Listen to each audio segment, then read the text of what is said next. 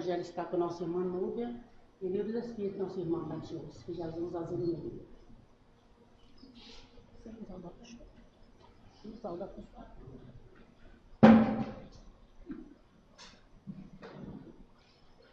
Meus irmãos, que a paz de Jesus continue a nos envolver nesse momento e que juntos possamos estudar os ensinamentos do Evangelho de Jesus, sobre o Evangelho, do segundo Espiritismo, mas tirado do Evangelho que todas as religiões usam. Ninguém usa um Evangelho diferente. O Evangelho segundo o Espiritismo nos mostra as orientações dos espíritos superiores. A única diferença é isso, mas tudo tirado do Evangelho. Por isso que nós somos todos evangélicos, que todos aqueles que estudam o Evangelho de Jesus podem se considerar evangélicos. Dentro da doutrina espírita, nós estamos sendo evangelizados, porque a doutrina espírita ela nos esclarece a necessidade do burilamento do nosso interior, da nossa reforma íntima, para que nós possamos galgar a tão almejada evolução. Então, nós estamos estudando o capítulo 19, A Fé Transporta Montanhas. Hoje nós vamos estudar o item 8 a 10, 8, 9 e 10.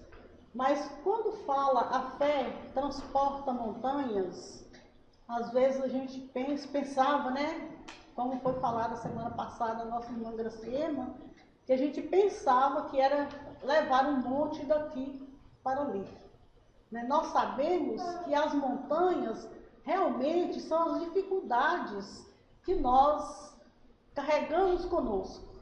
Não que nós nascemos com essas montanhas nessa atual encarnação, não. Essas montanhas já vêm de várias encarnações e que nós estamos aqui nesse momento, a última oportunidade, como a gente tem estudado, a última oportunidade para que nós possamos absorver esses ensinamentos do Mestre Jesus que nós desdenhamos no passado. Então, chegou o momento de todos nós, nos prepararmos para uma grande vitória, que é a libertação espiritual. Então, ninguém liberta o espírito carregando essa montanha de lutas, essa montanha de deficiências, essa montanha de dificuldades. Porque as dificuldades que nos apresentam nessa atual encarnação não é coisa de agora, muitos às vezes adquirem nessa atual encarnação, mas a maioria é carga pesada do passado que nós burilamos, a justiça divina e ficamos endividados. E agora, com certeza, nós temos que fazer a nossa mudança de atitude, a nossa transformação moral, para que nós possamos sair daqui mais tranquilos quando nós formos para outra fase, que é a mundo espiritual. Mas nós sabemos que Jesus disse: não sairás de lá enquanto não pagar o último centavo.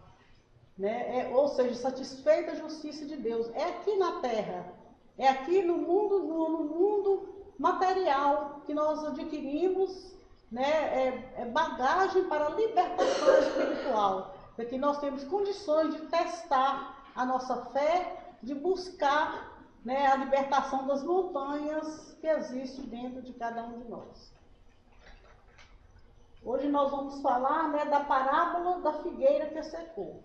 Então Jesus, ele saiu com o pessoal lá de Betânia, e quando passando naquela estrada, ele viu uma figueira cheia de folhas, porém não tinha frutos. Aí ele amaldiçoou aquela figueira, que não coma de ti fruto algum. Então Jesus, com sua sabedoria, ele jamais iria amaldiçoar uma árvore. Isso nós sabemos que Jesus jamais ele iria amaldiçoar uma árvore. Mas o que Jesus quis mostrar? Que nós somos como aquela figueira, né? Se nós não buscamos a nossa iluminação, se nós não buscarmos, né, através dos ensinamentos do Mestre Jesus, a nossa reforma íntima, a nossa libertação espiritual, nós vamos ser como aquela figueira que secou. Nós vamos tornar pessoas secas, sem amor, sem nem algo que possa nos elevar. Então, a secura que Jesus quis mostrar são a secura de coração de cada um de nós. Muitas vezes nós nos tornamos secos. Chega uma pessoa, de repente a gente envolve naquela sintonia e nos tornamos indiferentes com o nosso irmão. Isso é pessoa seca, né? Sem sentimento, sem amor, né? Só pensa nele e não está pensando no outro. Então Jesus, ele veio nos ensinar o verdadeiro amor. Jesus, a sua trajetória, falou todo em amor. E muitas vezes nós ainda, né, nós desconhecemos esse amor que Jesus veio nos ensinar. Então aqui fala no item 9, a figueira que secou é o símbolo das pessoas que têm apenas a aparência do bem, mas que na realidade não produzem nada de bom. Oradores que têm mais brilho do que a solidez, cujas palavras têm o verniz da superfície, agrada aos ouvidos, mas quando são analisadas, não encontramos nada de proveitoso para o coração e após tê-las ouvido, fica-se perguntando qual o proveito que delas se tirou. Então, meus irmãos, quando nós vamos falar de Jesus, quando nós vamos falar dos ensinamentos que ele deixou para cada um de nós, que nós possamos estarmos com o coração aberto, né, com amor, não falando da boca para fora, vamos vivenciar realmente tudo aquilo que Jesus tem nos ensinado através das leituras do seu Evangelho. Então vamos buscar, né, com a simplicidade, com amor, né, administrar tudo aquilo que Jesus nos escreveu, tudo aquilo que ele deixou. Aliás, não foi Jesus que escreveu, mas ele deixou na sua trajetória aquele rastro de luz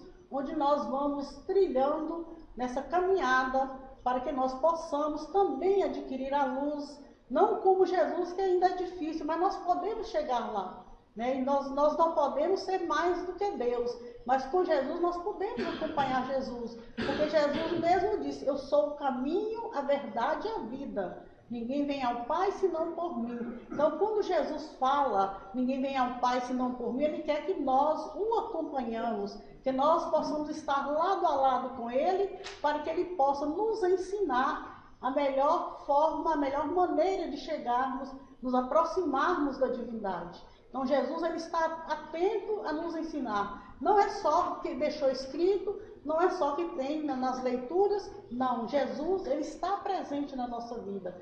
Quando nós batemos a porta para que Jesus possa nos atender, ele está presente, ele está nos auxiliar. Por isso que nós temos que ter fé, né? Que fala fé que transporta a montanha, é a fé que acredita em Jesus, é a fé que nos torna pessoas de bem, porque nós somos filhos de Deus. Nós viemos aqui para a luz e não para as trevas. Aquele que ainda não entende o Evangelho de Jesus, não entende a grandeza do Pai perante a cada um de nós, nós estamos envolvidos pelas trevas. Então nós temos que retirar, limpar a nossa áurea para que nós possamos sermos filhos da luz, não filhos das trevas. É também símbolo de todas as pessoas que têm a oportunidade de ser úteis e não são, de todas as utopias, de todos os sistemas vazios e de todas as doutrinas sem essa base sólida. O que lhes falta, na maior parte das vezes, é a verdadeira fé, a fé produtiva, a fé que comove as fibras do coração, em uma palavra, a fé que transporta montanhas. São árvores que têm folhas, mas não têm frutos. Eis porque Jesus as condena à esterilidade, pois chegará o dia em que ficarão secas até a raiz. Ou seja, todos os sistemas, todas as doutrinas que não tiverem produzido nenhum bem para a humanidade serão reduzidos ao nada. E todos os homens deliberadamente inúteis que não utilizarem os recursos que dispunham serão tratados como a figueira que secou. Então, está bem claro aqui na leitura, né? Nós recebemos muito, nós temos ensinamentos do Evangelho de Jesus constante, principalmente nós que somos considerados espíritas. Nós, praticamente, a gente estuda o Evangelho todos os dias, nós exercitamos o Evangelho todos os dias, através da mediunidade, aqui nós exercitamos, né, as lições que vêm do plano espiritual, nós temos conhecimento, nós recebemos orientação, por isso que nós não podemos ser secos até a raiz. Nós temos que dar frutos, nós temos que produzir, onde quer que estejamos, vamos levar esse Evangelho de Jesus para que nós possamos não só frutificar nós mesmos, mas produzir mais frutos, né? Porque nós sabemos, na medida que a gente vai levando o ensinamento do Mestre Jesus, nós vamos produzindo, nós vamos auxiliando ao nosso irmão, assim como a nós mesmos, que quando à medida que a gente ajuda o outro, nós somos primeiros beneficiados. Isso todos nós sabemos isso, que quando nós auxiliamos o nosso próximo, nós recebemos, né, às vezes muito mais do que nós possamos imaginar.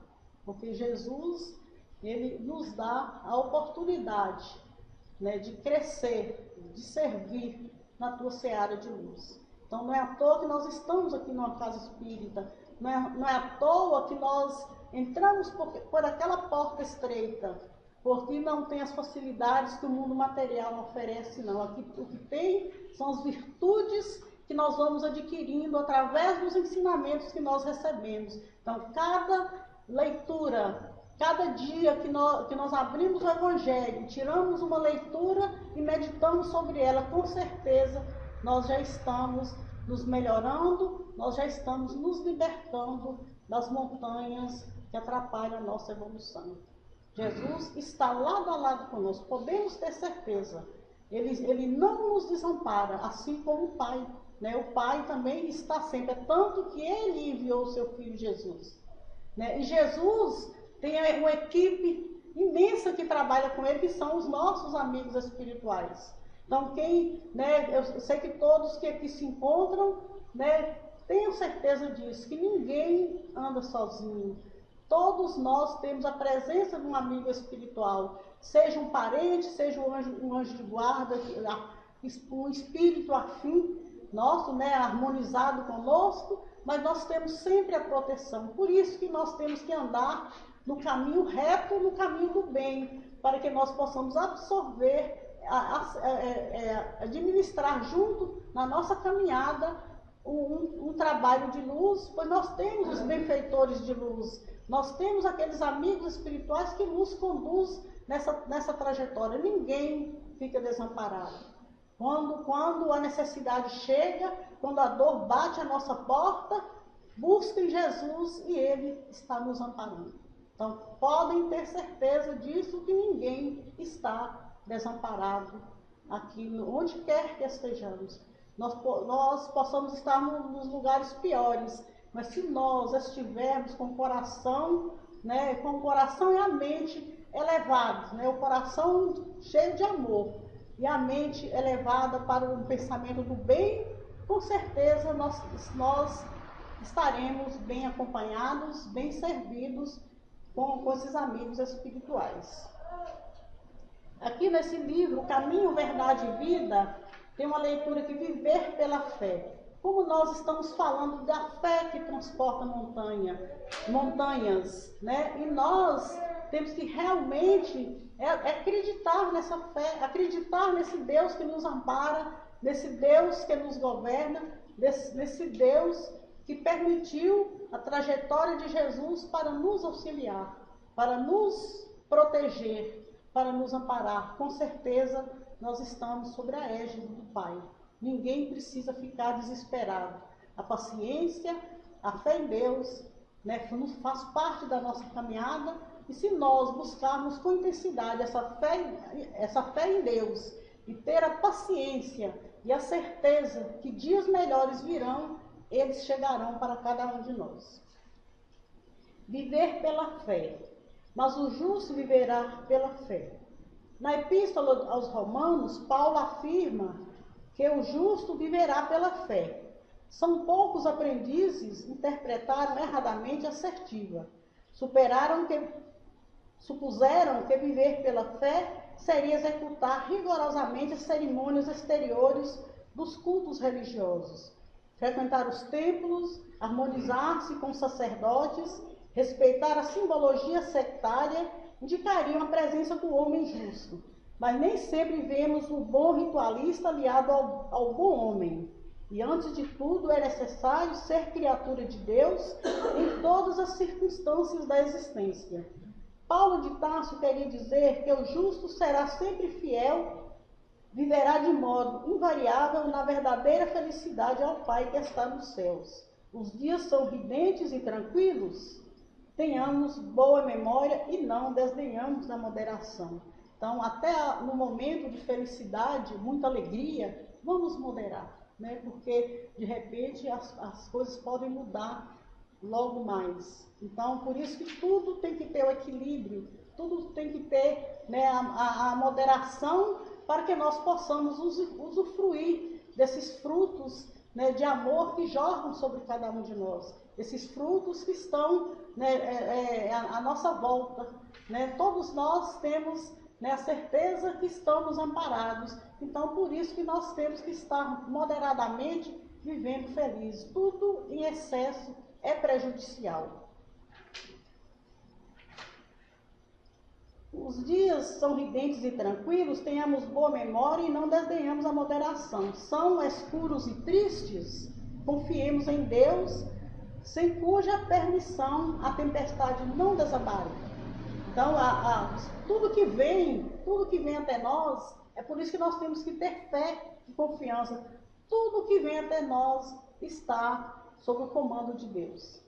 Por que às vezes as coisas ruins chegam até nós? Por que as tristezas às vezes aproximam de nós? É para que nós possamos aprender com ela.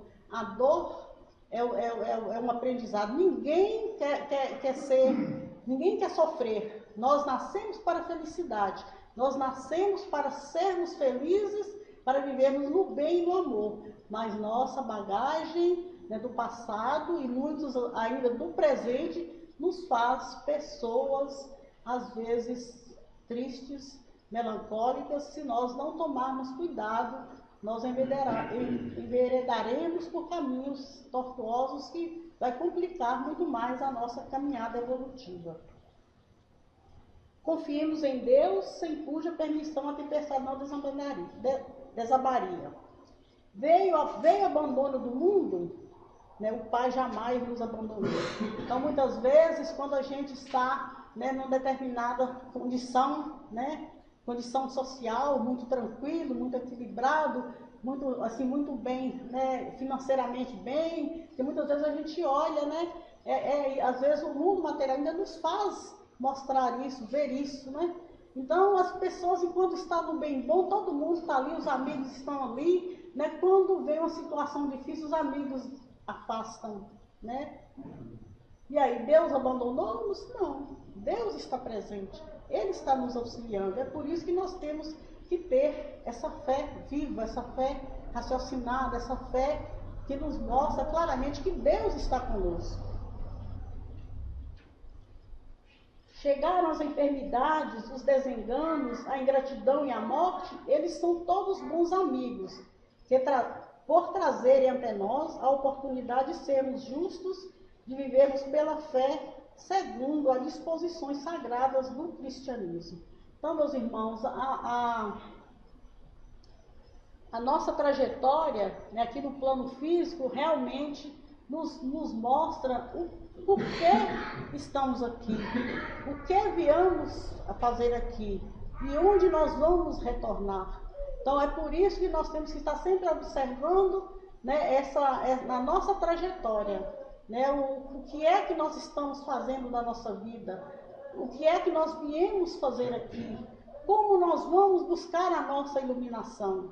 Então, nós temos, aproveitando esse finalzinho dessa leitura, nós vamos até falar da Semana Espírita, na 8ª Semana Espírita, que vai acontecer a partir do dia 21 aqui de outubro. Então, vai ser de segunda a sábado, todo dia, palestras com os nossos companheiros de outras terras que irão nos auxiliar. Então, eles vão nos mostrar o que é o Espiritismo, todas as 5 obras da doutrina espírita vão nos mostrar o porquê que nós estamos aqui, a necessidade que nós temos de ficar aqui, o que a doutrina espírita nos vai mostrar. Então, é isso que nós vamos aprender aqui na Semana Espírita. Então, principalmente aqueles que estão chegando agora, venham conhecer a doutrina espírita.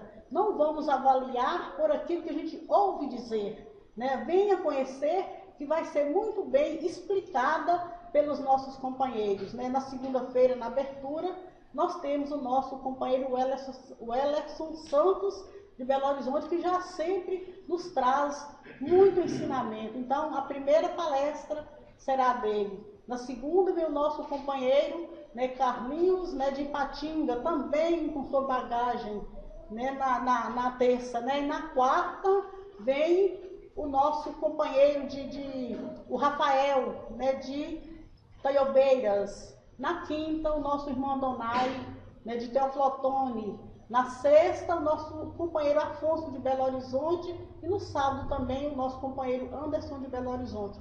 Todos com bagagens para nos orientar. Quem já conhece vai aprofundar cada vez mais. E aquele que está iniciando vai já começar a conhecer o que a doutrina espírita nos dá para a reparação das nossas faltas, para a nossa iluminação. Então, a doutrina espírita, ela não proíbe nada. Ela não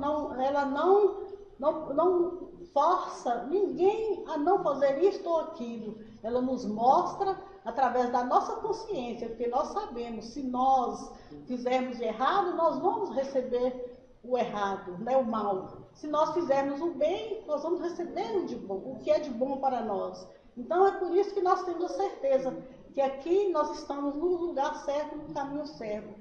Quem já absorveu a doutrina espírita através do Evangelho de Jesus para a sua caminhada evolutiva, ele está com certeza, é a fé raciocinada, que nos mostra realmente o que nós necessitamos para a nossa evolução. Então, todos estão convidados. Segunda-feira, né, já inicia a Semana Espírita. Vamos aproveitar essa oportunidade para conhecer a doutrina espírita. Né? Aqueles que já sabem vão aprofundar, e aqueles que estão chegando vão conhecer a doutrina espírita. Aqui no livro Palavras de Vida Eterna, agradeçamos sempre, dando sempre graças a Deus por tudo em nome de nosso Senhor Jesus Cristo. Paulo, Efésios. Muita gente pergunta como se pode render graças a Deus pelas dores que sacodem a vida. Entretanto, basta leve reflexão para que venhamos a reconhecer a função renovadora do sofrimento. Atravessaste longo período de enfermidade, da qual se te refazes dificilmente, e se ouvires a própria consciência, perceberás que a moléstia física foi socorro valioso para que não te arrojasse a tremendas lutas de espírito.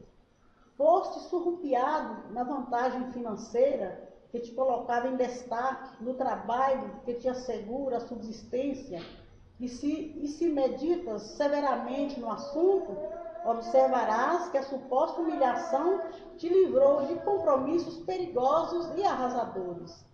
Perdeste recursos materiais que apenas te acrescentariam o reconforto desnecessário no cargo da própria existência, e se te deres ao exame desapaixonado da própria situação, verificarás que o alijaste o peso dourado de enfeites suntuosos que te fariam provavelmente a vítima de criminosos assaltos.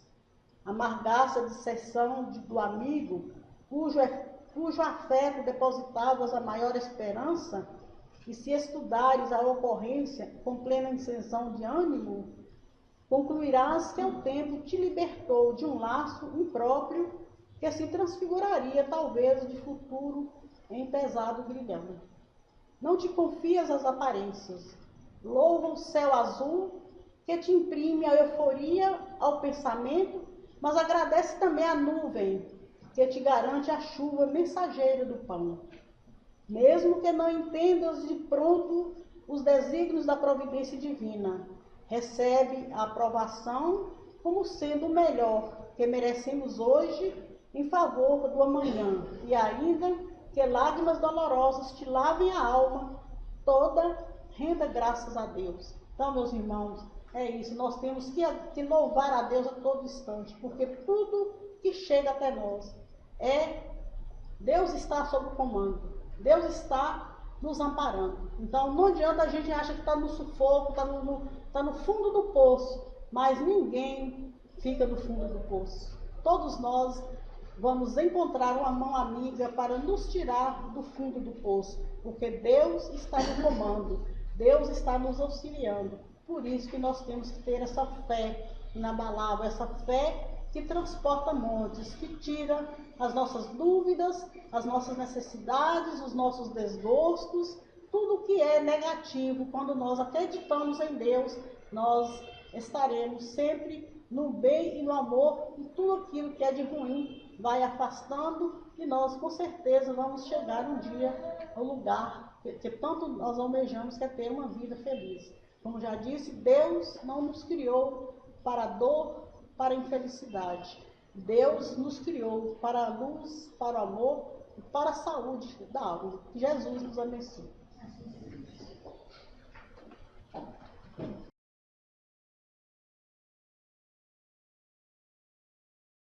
Boa noite, meu nome é Cátia Lúcia e a gente ficou com a parte do Livro dos Espíritos.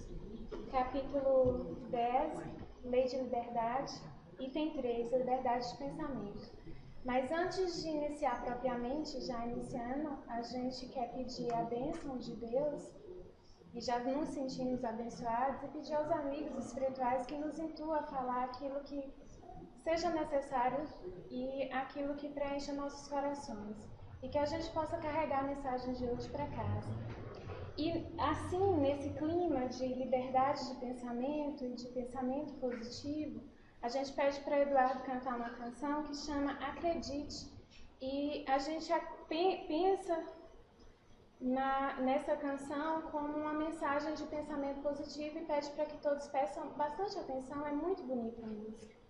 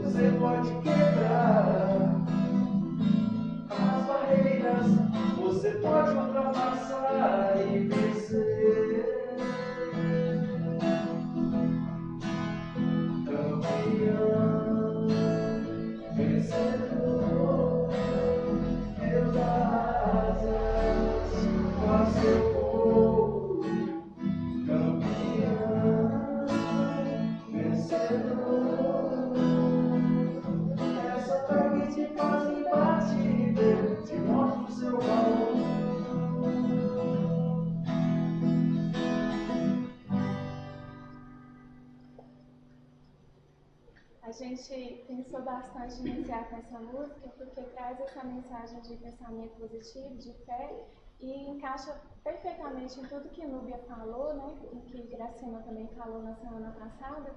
Essa fé que remove montanhas, esse pensamento positivo que a gente tem que falar mais alto, esse pensamento positivo que a gente tem que ter para poder ultrapassar e vencer todas essas montanhas, essas barreiras que estão nas nossas vidas.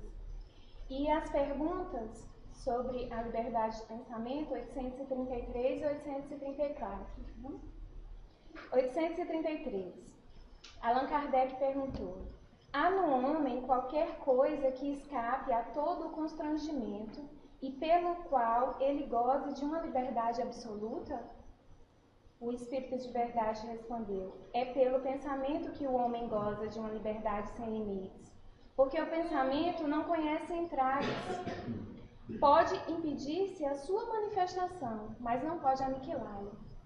Então, como Eduardo falou na semana passada, né, as perguntas que Allan Kardec elaborou e os espíritos responderam, o Espírito de Verdade respondeu, são muito claras, são muito coerentes, são muito fáceis de entendimento, até talvez pela vocação dele, que ele era pedagogo, a gente percebe uma forma bem pedagógica mesmo de estar esclarecendo as questões para a gente. Então, quando pergunta se há uma liberdade absoluta no homem, há um mecanismo de liberdade absoluta, e o Espírito de Verdade fala que sim, é pelo pensamento. O pensamento ele não conhece barreiras, ele não conhece entraves, ele não conhece limites.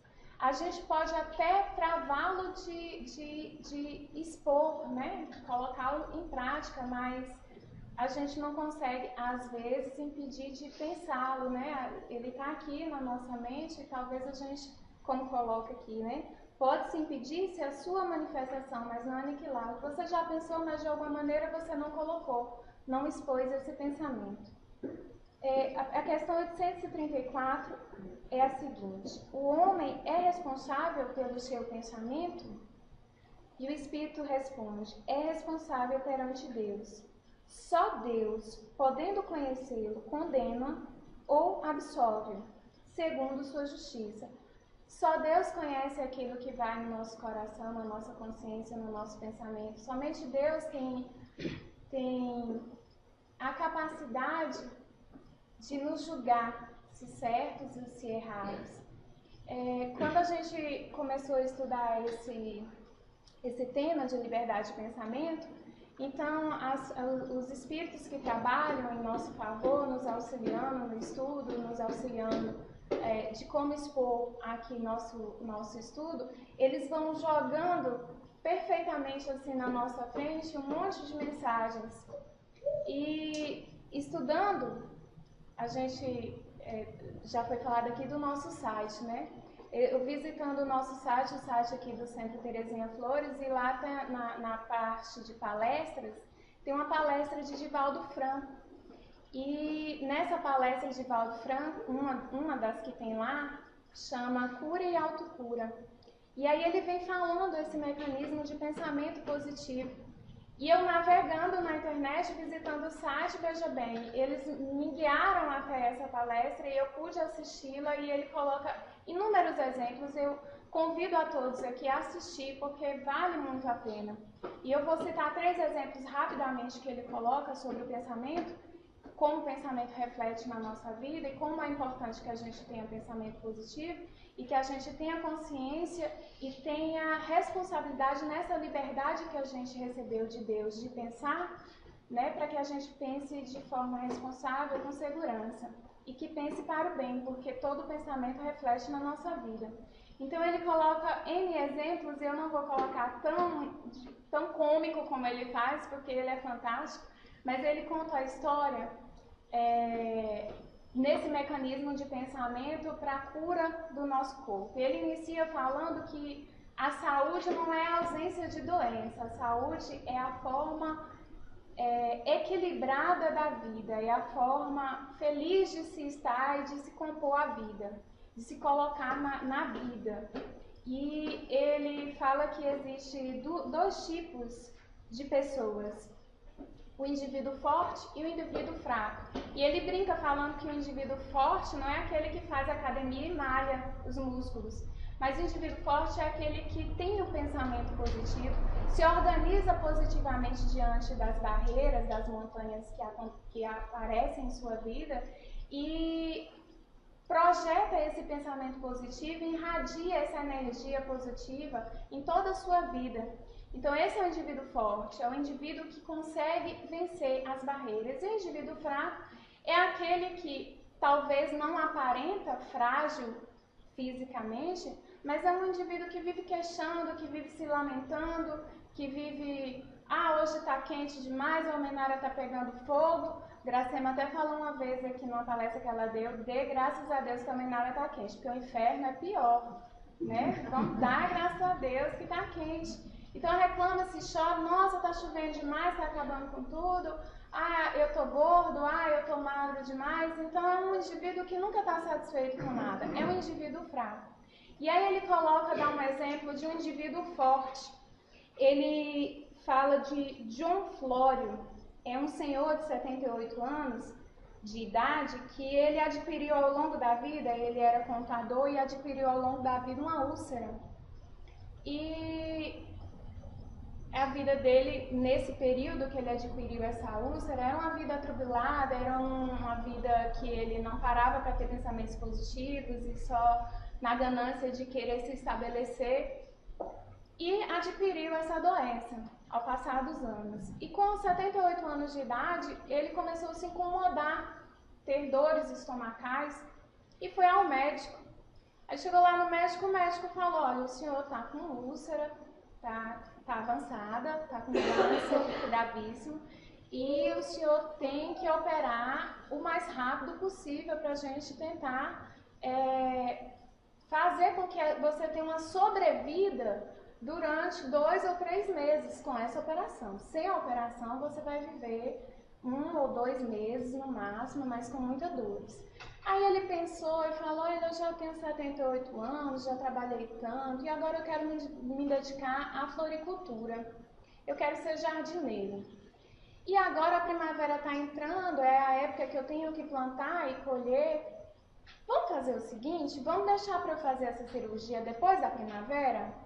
A médica fala, eu não aconselho, mas se o senhor acha que é assim melhor, porque eu vou me sentir melhor, eu preciso plantar, eu preciso florir a minha vida, eu preciso florir as ruas, é um sonho que eu tenho. Então tá bom, façamos assim. E aí o médico se esqueceu e ele foi ser jardineiro como ele quis, e foi plantar flores, e foi plantar em jardins, e foi florir o mundo, as ruas, como ele queria, como ele tanto queria. Depois de 6 meses, ele volta ao consultório. Ele plantou, colheu as flores e resolveu o que ele queria resolver e voltou ao consultório. E aí a secretária falou para o médico, olha, o John Flório, ele está aí, posso mandar entrar? Não, não é possível, deixa eu dar uma olhada aqui. Não, ele já devia estar morto há uns 3, 4 meses atrás. Tem certeza? Tem, porque se ele morreu, doutor, então a ressurreição dele está aí, ele ressuscitou, ele está aí. Então pode entrar. E aí entrou, aí falou, doutor, agora eu plantei, já flori tudo, já colhi, fiz o que eu queria fazer e agora eu estou pronto para fazer a cirurgia. Então tá bom, vamos fazer os exames todos. Aí fez os exames todos e viu que o câncer tinha estabilizado nesse período. Mas fez a cirurgia, tirou 3/4 do seu estômago e ele teve que fazer quimioterapia e tal, e teve uma reabilitação boa, razoável, e falou com ele, olha, o senhor precisa descansar e o senhor com essa operação terá uma sobrevida de uns 6 meses, porque está um estado realmente estava muito grave, embora a gente retirou boa parte, mas não conseguiu retirar tudo. Não, doutor, tá bom, eu vou viver, vou ver o que é que eu faço. E ele foi viver. Depois de 6 anos, volta o John Flório lá no consultório. E a secretária fala, doutor, John Flório tá aí. Não, agora realmente não tem como. Ele deveria ter morrido há 6 anos atrás. Não tem como ter sido ele, não. Isso é uma brincadeira. Não, ele está vivo. Então mande entrar. Ele mandou entrar. Doutor, eu esqueci de fazer uma pergunta para o senhor. Qual pergunta? Eu esqueci de perguntar o que eu posso comer. Ele falou, o senhor pode comer pedra, o senhor pode tomar ácido, o senhor pode fazer qualquer coisa, porque com o senhor não funciona, nada prejudica. Mas sente aí, eu quero saber como que o senhor está e quero fazer uns exames para ver por que superou as expectativas da medicina. E fizeram os exames, viram que tinha estabilizado boa parte tinha regredido e incrivelmente estava regredindo, ele estava se curando. Sem medicamentos e sem retornar ao médico, sem fazer como ele esqueceu de fazer a pergunta do que ele poderia comer. E o médico quis saber dele como que o senhor está vivendo, o que o senhor está fazendo para estar nessa situação assim tão boa. Ele falou, doutor, eu falo todo dia para o meu estômago, olha, você já comeu o suficiente, agora você vai comer o necessário. E nós vamos viver, porque eu quero florir o mundo, eu quero florir as ruas. E essa mensagem é justamente o que passa, essa liberdade de pensamento que a gente tem e o que a gente faz com essa liberdade de pensamento. Um pensamento positivo, ele reflete na gente, ele reflete no nosso corpo, ele reflete na nossa alma. Eu teria mais alguns exemplos para dar, mas como eu converso muito, eu vou pular os exemplos e vou falar de um livro que eu estou lendo. Como eu estou te falando, que eu falei aqui que os espíritos trabalham, né? Quando a gente é sorteado, é escolhido para estar fazendo a palestra aqui, eles vão trabalhando na vida da gente, colocando essas questões. E eu cheguei na parte do livro que tem uma menina no livro que ela está com câncer. E ela descobriu o câncer nessa noite, que foi noite passada que eu li o livro, e ela descobriu o câncer, e os espíritos que ajudam, que auxiliam, que estão perto dela, estão tentando energizá-la, para que ela receba isso da melhor maneira possível. E quando passa essa passagem, o autor faz uma parada, o livro chama-se Esculpindo o Próprio Destino, e é do espírito Lúcio, pelo André Luiz Ruiz, o médium que psicografou. E aí o espírito Lúcio, ele faz uma parada na história, justamente no dia que ela descobre, ela faz o autoexame e descobre que está com câncer, ela se desespera. E começa aqueles pensamentos negativos e começa a cobrar de Deus por quê, e começa a chorar e começa a ficar com pensamento negativo, e os espíritos amigos estão lá tentando energizá-la.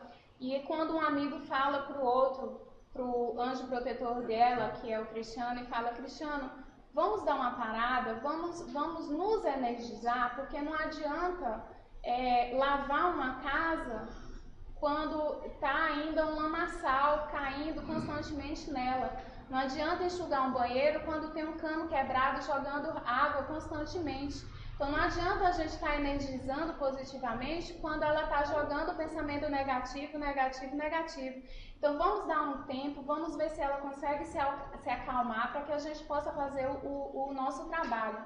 E aí o Espírito Lúcio, ele vem falando dos fluidos, como os fluidos são importantes na nossa vida. Eu vou ler só esse fragmentozinho aqui.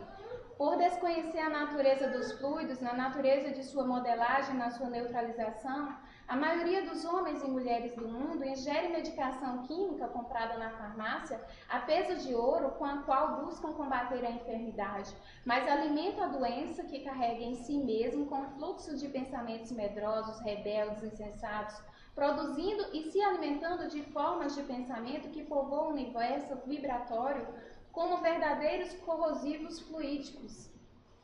E então ele fala nessa questão que não adianta a gente tomar remédio, não adianta a gente tentar se curar se a gente não cura o pensamento, se a gente não se cura intimamente, se a gente não se limpa fluidificamente. E aí ele cita também o livro A Gênese, que vai ser trabalhado aqui, de Allan Kardec. Ele cita alguns capítulos, o capítulo 15, 14 e alguns itens, que é o item 15, 16, 18 e 20. Vou ler só um fragmento desses itens. É maravilhoso. Quem quiser o livro eu tenho e posso estar emprestando e a gente pode estar debatendo. O pensamento, isso é Allan Kardec que diz no livro A Gênese, né? Capítulo 14, item 20. O pensamento produz, pois, uma espécie de efeito físico que reage sobre o moral. E é que só o Espiritismo poderia fazer compreender e fazer curar-se mentalmente, e fazer curar-se moralmente, e fazer curar-se materialmente. Então não adianta a cura física, não tem como, ela não é possível se não tiver a cura fluídica, a cura mental, a cura psicológica, a cura do espírito.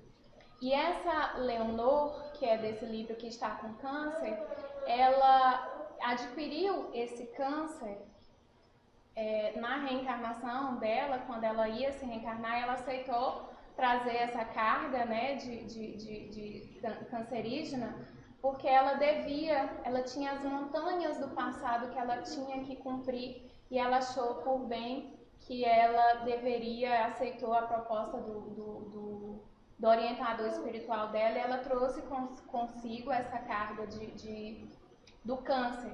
Mas não significa dizer que ela vai morrer ou vai se curar. Isso vai depender dela, da reforma íntima. O câncer está ali naquela situação para que ela se renove espiritualmente, se renove positivamente e que ela venha trabalhando consigo pensamentos positivos e colocando seu corpo para frente, sua vida para frente e se contagie espiritualmente e fluidicamente. A gente tem um exemplo aqui também, uma historinha engraçada, mais ou menos engraçada, que fala assim, um viajante estava com muitos pensamentos negativos, e esses pensamentos negativos estavam refletindo na sua vida e estava colocando sua vida para baixo. Ele estava com preconceitos, ele estava com medos, ele estava travando a vida dele de tanto pensamento negativo que ele tinha. E ele parou e pensou, não, eu preciso dar um jeito nisso. Como que eu vou fazer isso? Ouvi falar que tem um sábio, não sei aonde, eu vou atrás desse sábio, ele há de me ajudar. E foi atrás do sábio e falou, eu vim aqui atrás do Senhor para que o Senhor me ajude a me curar desses pensamentos negativos que eu trago comigo, que eu tenho constantemente. E aí o sábio escutou pacientemente, olhou para ele e correu para uma pilastra que estava assim próximo, se agarrou à pilastra e ficou gritando, me tirem daqui, me socorrem, me tirem daqui, me ajudem. Isso foi chamando a atenção da população, e ele pensando, eu vim atrás de ajuda, atrás de um sábio, encontrei um louco aqui que está pior do que eu, né? E ele ficou, e o sábio continuou, me ajudem, me tirem daqui, me libertem dessa pilastra, me libertem. Aí ele falou, com raiva do sábio, o senhor, por favor, se recomponha, é o senhor que está agarrando a pilastra, não é a pilastra que está prendendo o senhor, não. Então o sábio parou e olhou para ele e falou assim, então você tem a resposta para a sua pergunta. Não são seus pensamentos negativos que estão te agarrando, que estão prendendo você. É você que está cultivando e prendendo-os em você mesmo. Então solte, liberte-se. E faça isso com a sua vida. E a gente precisa fazer isso. Eu sei que eu não posso ficar falando. Tem um livro que eu encontrei também, muito pequenininho, estou com ele, muito interessante, é do Espírito Emmanuel, pelo médium Chico Xavier, e chama Pensamento e Vida. E o livro inteiro, ele fala de como é importante o pensamento na nossa vida. E ele vem trazendo tópicos e capítulos, são 30 capítulos, é bem pequenininho, mas é muito interessante mesmo. E ele fala, logo no início, eu vou ler rapidamente, Pensamento e Vida. Isso é Emmanuel que falou em 1958. Pensamento e vida. Chamamos-lhe no mundo espiritual e sob a mesma designação, oferecendo-a aos nossos irmãos de luta, temporariamente internados na esfera física, para informá-los ainda uma vez de que o nosso pensamento cria a vida que procuramos. Através do reflexo de nós mesmos, até que nos identifiquemos um dia no curso dos milênios com a sabedoria infinita e com o infinito amor que constitui o pensamento e a vida de nosso Pai. A mente é o espelho da vida em toda parte. espelho da vida, reconhecemos que o coração lhe é a face e o cérebro é o centro de suas ondulações, gerando a força do pensamento que tudo move, criando e transformando, destruindo e refazendo, acrisolar e sublimar. O reflexo mental mora no alicerce da vida. E para fechar, eu gostaria de conversar mais, mas eu tenho que fechar. A gente achou também, estudando, uma passagem, Mateus, capítulo 26, versículo 41, onde Jesus fala: vigiai e orai. Não cairdes em tentação, pois o espírito está pronto, mas a carne é fraca. Então essa passagem eu acho que encaixa, tenho certeza, encaixa em tudo. E encaixa também no nosso pensamento. Vamos vigiar, vamos orar. Eu gostaria de não dar exemplos da minha vida, mas como eu sou linguaruda, eu vou dar um exemplo da minha vida rapidamente. Quando estava grávida de José Eduardo e saindo do médico, recebi um diagnóstico errado.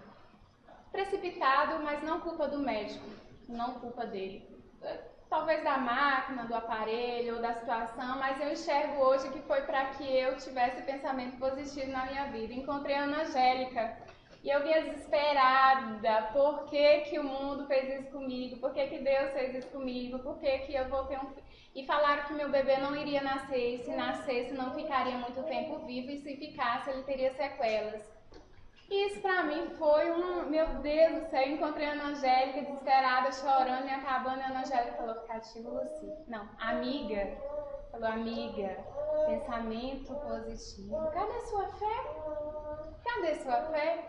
Cadê seu pensamento positivo? E eu não tive o pensamento positivo, eu vou confessar. Minha mãe teve pensamento positivo, Núbia teve pensamento positivo, Cibele e Ana Angélica, as pessoas falavam: calma, pensamento positivo, o que tiver de ser, será. E vamos ter fé, e vamos rezar. Se tiver de ser assim, é porque tinha que ser assim, e você tem que superar isso. E eu me acabando, e eu vegetando. E depois eu fui melhorando aos poucos, mas não muito. Confesso que eu não fui muito forte, mas entendo que essa passagem da minha vida foi para me pôr em prova e me fazer amadurecer um pouco mais e me fazer mais humana, porque eu era uma pessoa assim tão arrogante. Eu, quando estava grávida, estava pensando no melhor quarto, em pulseirinha de ouro e roupinha, e brigava com meu marido porque ele queria uma coisa mais simples e eu queria uma coisa mais sofisticada. Era o meu filho, tinha que ter uma coisa mais sofisticada. E depois disso, eu só pedia e só tinha a coragem de pedir que ele nascesse. Não queria roupinha, não queria quarto, não queria nada, eu queria que ele nascesse.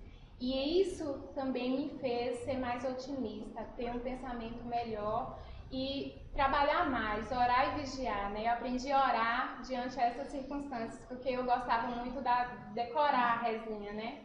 Mas a oração tem que ser espontânea, mas será que eu posso fazer uma oração espontânea no caderno e depois decorar aquela oração? E hoje em dia eu percebo que tudo que acontece para o nosso bem, para o nosso amadurecimento e para que a gente cultive bons pensamentos, pensamentos positivos, e só com pensamento positivo que a vida vai. Que a vida segue um rumo correto e que a gente pode passar, transpor essas barreiras, essas montanhas aí no nosso caminho. Que assim seja.